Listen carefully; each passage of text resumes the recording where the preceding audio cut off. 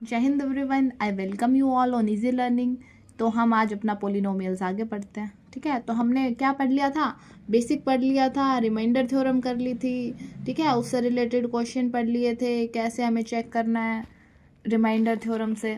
ठीक है, अब हम नेक्स्ट क्या करते हैं? Factorisation of polynomials. तो फैक्टर थ्योरम क्या कहती है?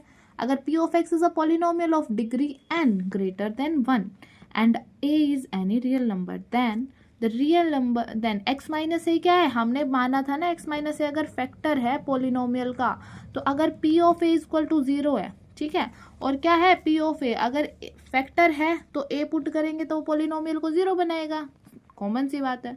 ठीक है, एंड दूसरा अगर p of A equal to 0 है if x minus A is a factor of p of x। सीधी सी बात है, ये अगर फैक्टर होगा, प्रूव क्या कर रहा है? वही तो नॉर्मल सी जो हमने ऑब्जर्व कर लिया है पिछले अपने क्वेश्चंस में कि अगर x माइनस ए फैक्टर होगा तो पोलिनोमियल में अगर a पुट करेंगे तो वो 0 बनाएगा पोलिनोमियल को।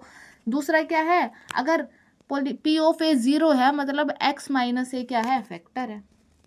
वाइस वर्सा केस है। तो इसके लिए क्या करेंगे? बाय रिमाइंडर थ्योरम हमारे पास, हमने जनरल फॉर्म लिख दी, P of X equal to X minus A Q of X plus P of ए।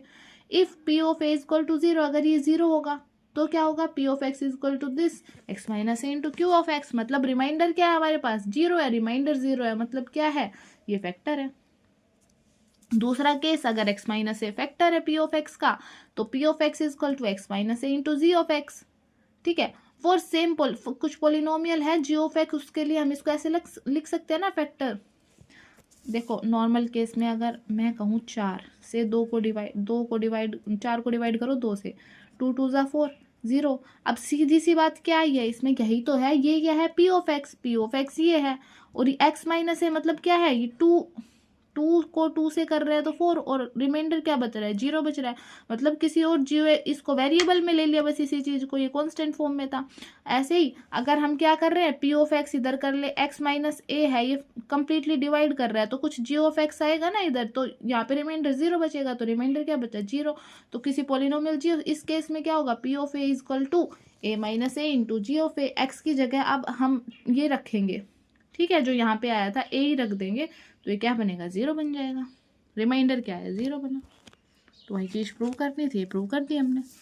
अब क्या है, इसी चीज से find the value of K. अगर x minus 1 is a factor, अगर x माइनस 1 फैक्टर है इसका, पोलिनोमियल क्या है हमारे पास? p of x equal to 4x cube plus 3x square minus 4x plus के।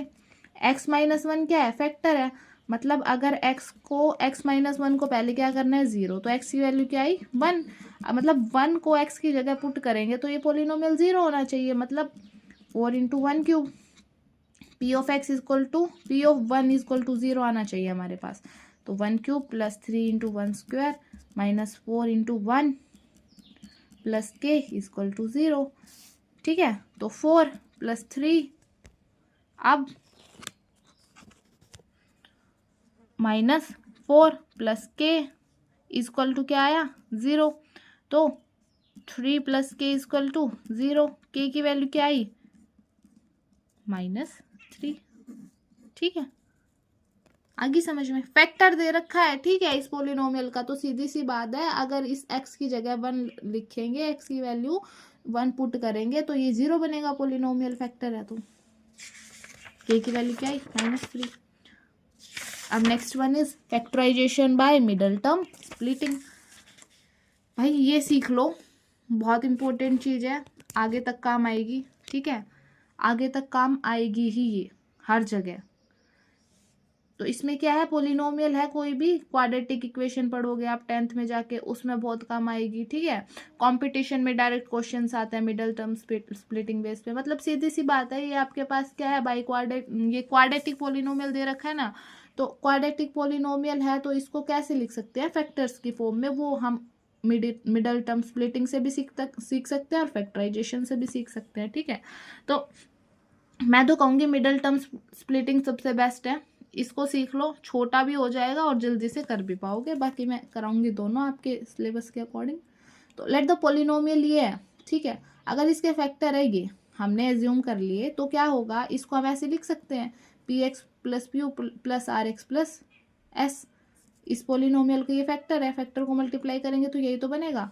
अब इनको सोल्व करके कंपेयर किया, अब एक्स स्क्वायर और एक्स स्क्वायर का कोफिशिएंट पी आर है, इधर क्या है ए है, तो ये दोनों इक्वल आएंगे, तो ए की वैल्यू क्या आई पी आर, बी की वैल्यू एक्स का कोफिशिएंट बी, इधर एक्स का ये है, इक्वालिटी में ही तो है, तो इनको कंपेयर कर सकते हैं ना हम। कंपेयर करने पे बी की वैल्यू क्या आएगी ये, ठीक है, और कांस्टेंट की वैल्यू क्या है क्यू एस है।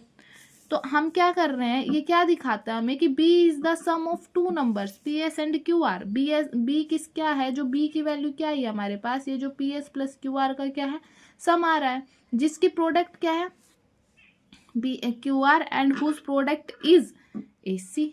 प्रोडक्ट क्या है इन दोनों, ये जो इनका नंबर का सम है ना, ये बी जो नंबर का सम है, और इनकी प्रोडक्ट क्या आ रही है हमारे पास Q S into P R, है ना, P S Q R product आएगी। तो ये क्या है सी को जब ए से मल्टीप्लाई करेंगे तो इनकी प्रोडक्ट आ रही है।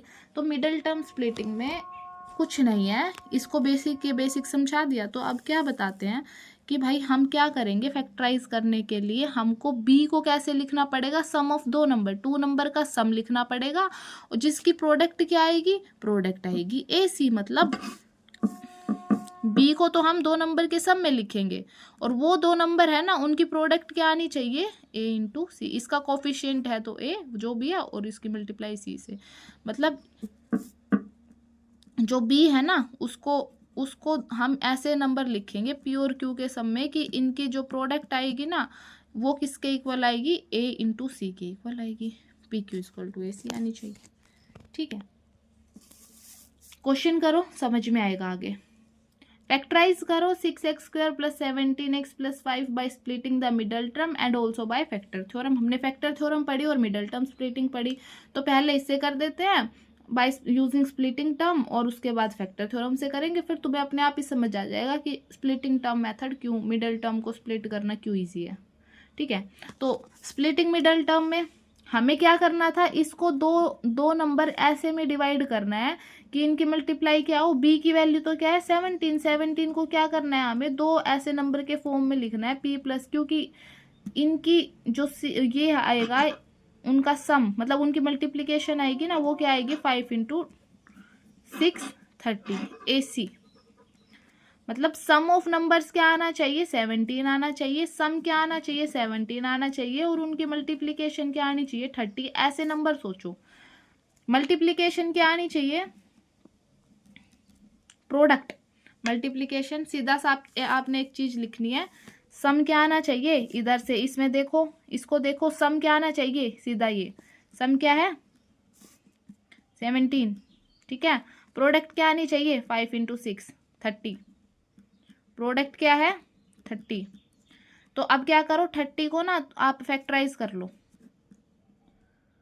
3 10 जा, ठीक है, 2 5 जा, 5 1 जा। अब देखो इनसे पेयर्स बनाओ, या फिर 30 को सीधा सीधा पेयर कर लो, 1 और 30 होगा। ठीक है, 1 इंटू 30 या 30 इंटू 1।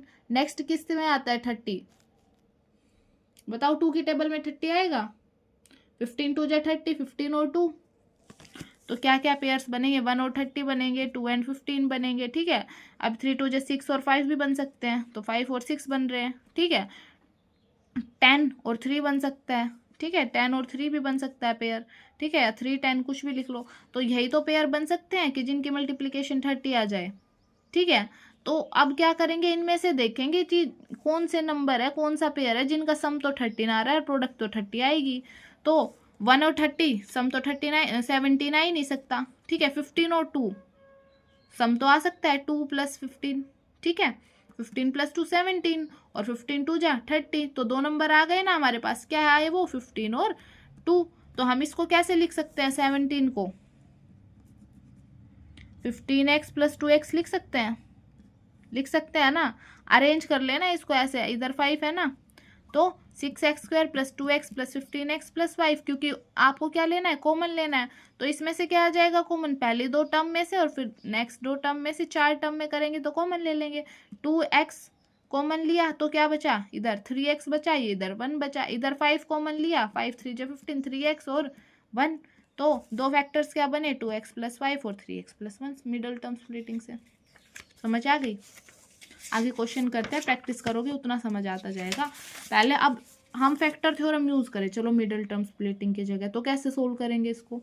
सेम है, इसको 6 को कॉमन ले, ये पी एक्स, ठीक है। अब क्या करना है, ए और बी जीरोज है पी एक्स के, तो फिर क्या होगा, ऐसे लिख सकते हैं हम, अगर ए और बी जीरोज है, हम सोचने पड़ेंगे इसमें, हमें क्या लगाना पड़ेगा, आइडिया, ठीक है। तो x माइनस ए एक्स माइनस बी, और ए बी की मल्टीप्लाई क्या आएगी, 5/6, ए बी क्या आएगा 5/6, जो सी है। क्यों आया 5/6? क्योंकि इसमें इस पोलिनोमियल में c इंटू ए क्या आ रहा है, ये a है, दैट इज 5/6। तो अब let us look at some possibilities of A and B, they could be. अब क्या क्या हो सकती है ए और बी की पॉसिबिलिटीज की मल्टीप्लाई 5/6 आए, 1/2 प्लस माइनस 1/2 प्लस माइनस, क्योंकि उसमें प्रूव करना है, हमने क्या देखना है। अब फैक्टर थ्योरम में क्या था, फैक्टर को नंबर फैक्टर सोचेंगे, बहुत सारे अलग अलग पॉसिबिलिटीज हमने सोच ली सारी, ठीक है। तो हमें अब क्या करना है, अब ये देखना है कि भाई इनकी इनकी वैल्यूज अगर पुट करते हैं पोलिनोमियल में तो क्या वो जीरो बना रही है पोलिनोमियल को। तो अब इतने सारे को हम चेक करेंगे, 1/2 को चेक किया, फिर -1/3 को चेक किया, ठीक है, और को करके देखेंगे प्लस माइनस वैल्यूज को, तो इसने जीरो बना दिया। ऐसे ही हमने फिर ट्रायल मारनी पड़ेगी अदर फैक्टर्स के लिए, एक्स प्लस नेक्स्ट क्या आएगा हमारे पास 5/2 आएगा, ठीक है। तो हमने इतने नंबर्स पे ट्राई मारिया सबको पुट कर करके कि जीरो बन रहा है या नहीं बन रहा, ठीक है। फिर हमें क्योंकि ट्राई तो करनी पड़ेगी फैक्टर्स के लिए, हम ट्राई करेंगे और फिर ये कितने जीरो बना रहा है या नहीं बना रहा देखेंगे, ठीक। तो ऐसे हमें क्या करना है, फैक्टर थ्योरम यूज करनी है। आई होप कि इससे अच्छा तो आपकी मिडिल टर्म स्प्लिटिंग ही होगी एफिशिएंट, और आपको समझ भी जल्दी आएगी, तो आप वो यूज करना। फैक्टर थ्योरम बस वहीं यूज करनी है जहाँ पे जैसे के की वैल्यू निकलवा ली, आपको एक फैक्टर दे रखा है, तो बस सीधा फैक्टर से वैल्यू एक्स में पुट करो, पोलिनोमियल को जीरो हो जाएगा वो, और इस कंसेप्ट में आप फैक्टर थ्योरम का यूज कर लेना। बाकी अगर आपको फैक्टराइज करने के लिए बोले तो आप क्या यूज करना, definitely middle term splitting use करना, ठीक है। अब इसमें और करा देती हूँ मैं एक क्वेश्चन में सीधी सीधी, फैक्टराइज करना है, ये क्या है, क्यूबिक आ गया। अब मैंने बताया था जीरोज उतने ही होंगे जितने की, जैसे कि अगर क्यूबिक है तो 3 जीरोज होंगे, क्वाड्रेटिक है तो 2 जीरोज होंगे पोलिनोमियल के, ठीक है, लीनियर है तो 1 जीरो होगा। अब पावर 3 है ना, डिग्री क्या है, हाईएस्ट 3 है, तो 3 जीरोज होंगे। 3 जीरोज के लिए सबसे पहला तो क्यूबिक पोलिनोमियल को सोल्व करने के लिए हम एक तो फैक्टराइजेशन से लगाएंगे कि भाई फैक्टर करके देख लेंगे 20 के, ठीक है। जो कॉन्स्टेंट टर्म है ना 20, उसके फैक्टर्स देखते हैं। 20 के फैक्टर क्या है, 1 है, 2 है, 4 है, 5 है, 10 है, ये सारे क्या है, फैक्टर्स है 20 के। अब क्या करना है इसमें, हमें ये सारे पुट कर करके देखेंगे कि पहला जो हम फैक्टर निकालेंगे ना, फर्स्ट फैक्टर, वो हमेशा कैसे निकालेंगे, बस बाय हिटेल्ट्राइन मेथड से। तो ये फैक्टर्स लिख लेंगे 20 के, इनमें से कुछ ना कुछ क्या करेगा, इसको सेटिस्फाई करेगा। तो हमने पहला किया -1 पुट किया, प्लस माइनस साइन लेके चल रहे हैं, मिडल टर्म स्प्लिटिंग में भी लेके चल रहे हैं, वो माइनस प्लस कैसे बनाना है, ठीक है, वो अपनी मर्जी से ले सकते हैं। अब क्या है, x इक्वल टू -1, -1 का क्यूब प्लस 13 इंटू माइनस, ये पुट किया, जीरो बन गया भाई। लो, x इक्वल टू -1 इसको जीरो कर रहा है, तो फर्स्ट फैक्टर हमारे पास क्या आ गया, x इक्वल टू -1, मतलब x + 1 आ गया, ठीक है। अब क्या करना है हमें, x + 1 फैक्टर है, तो अब क्या करेंगे, px है ना हमारे पास, इसको डिवाइड दे देंगे x + 1 से, पूरा पूरा डिवाइड जाएगा, रिमाइंडर 0 बचना चाहिए। डिवीजन मैंने आपको बता दिया, ये आप खुद करके देखना, ठीक है, ये हो जाएगा बहुत क्लियरली। और यहाँ से हमारे पास क्या आ जाएगी, हमारे पास एक इक्वेशन आ जाएगी जिसको क्या बोलते हैं हम, क्वाड्रेटिक में। अब क्वाड्रेटिक में क्या आएगी, 0 2 की फॉर्म में आएगी ना। क्वाड्रेटिक को सोल्व कैसे कर लेंगे, अब मिडिल टर्म स्प्लिटिंग से कर लेंगे। यहाँ पे क्या आनी चाहिए हमारे पास, प्रोडक्ट क्या आनी चाहिए, जल्दी बताओ, 12 आनी चाहिए ना। सम क्या आना चाहिए, प्रोडक्ट आनी चाहिए 12, जल्दी जल्दी। प्रोडक्ट नहीं आनी चाहिए, ये जो बीच का है ना ये आना चाहिए सम। सम की फॉर्म में लिखेंगे तो तभी तो 4 बनेंगे, तो सम क्या आना चाहिए 12, प्रोडक्ट क्या आनी चाहिए 20 × 1 = 20, ठीक है। आ गया समझ, यहाँ पे इसका कोफिशिएंट 2 होता तो प्रोडक्ट क्या आनी चाहिए थी, 40 आनी चाहिए थी, ठीक। अब प्रोडक्ट 20 के फैक्टर्स देख लो भाई जल्दी से, 2 10 जा, 2 5 जा, 5 1 जा, मतलब क्या क्या फैक्टर्स बन सकते हैं। 20 को सीधा वैसे भी देख सकते हैं, छोटा ही नंबर है, 1 और 20, उसके बाद 4 और 5, या फिर 5 4, ये पेयर बनेगा 4 और 5 का, ठीक है। और क्या बन सकता है, 5 2 × 10 और 2, ठीक है, या 2 और 10। अब इसमें सम क्या आना चाहिए, 12 आना चाहिए, सीधी सी बात है। 5 + 4 कैसे भी नहीं आएगा, 20 + 1 भी 12 कभी नहीं बन सकता है, प्लस माइनस करेंगे नहीं बन सकता ना, प्लस माइनस दोनों चीज कर सकते हो। 10 + 2 बन सकता है 12, तो 10x + 2x क्या बन गया 12x। तो इसको ऐसे अरेंज किया, x² + 2x + 10x + 20 sorry guys, x × x + 2 common ले लिया ना, x कॉमन लिया, x + 2 आया फर्स्ट 2 टर्म में से, लास्ट 2 टर्म में से 10 कॉमन लिया, x + 2 आया, x + 10 x + 2 2 फैक्टर्स आ गए। ठीक है, तो x की जो 3 वैल्यूज आई हमारे पास, फर्स्ट क्या आई थी -1, -10 आएगी यहाँ से, और यहाँ से -2, ये क्या कर देगी उस पोलिनोमियल को, ये क्यूबिक पोलिनोमियल को 0 बना देगी। नेक्स्ट मिडल टर्म स्प्लिटिंग से ये 12x² + 7x + 1, ध्यान रखना सम क्या है, ये जो साइन है ना, ये इन्वॉल्व करके चलना है, भूल मत जाना। 7 नहीं है यहाँ पे, -7 वैल्यू है, तो सम क्या आना चाहिए -7 आना चाहिए, प्रोडक्ट क्या आनी चाहिए 12 आनी चाहिए। ठीक है, तो 12 1 × 12 हो सकता है, 1 और 12 और 12 और 1 3 4 हो सकता है। ठीक है, और 6 और 2 हो सकता है, तो 6 + 2 या -6 + 2 कैसे भी नहीं बनेगा ये, तो 7, 3 और 4 को ऐड करो तो 7 बन जाएगा ना। और हमें 7 प्लस का थोड़ी माइनस का 7 चाहिए, तो -3 और -4 को ऐड करोगे तो क्या बनेगा -7 आएगा।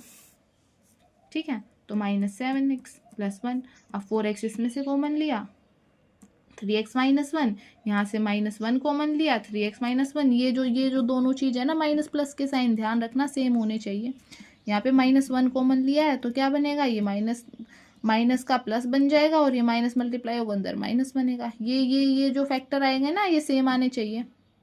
ठीक है, अब यहाँ से 4x - 1 और 3x - 1 ये आपस में कॉमन ले लिए, ये 2 फैक्टर हो गए। ऐसे ही +7 है, +7 तो +7 प्रोडक्ट 6 आनी चाहिए, सीधी सी बात है, 6 और 1 हो गया। ठीक है, यही तो बनेगा, 2 और 3 तो 5 बनेगा, माइनस प्लस कैसे भी कर लो, ये तो 7 बन नहीं सकता, यहाँ से ही बनेगा +1 और +6 से, बस सोल्व कर दिया, दैट्स इट। तो I hope middle term splitting आ गई होगी, नहीं आई है तो आप मेरे को बोल देना कमेंट सेक्शन में, मैं और क्वेश्चन करा दूंगी इस पर। ठीक है, कंसेप्ट में और कोई दिक्कत हो तो वो आप डाउट लिख सकते हो, I will clear that. Thank you, I hope this is clear, ये कर लेना। ठीक है।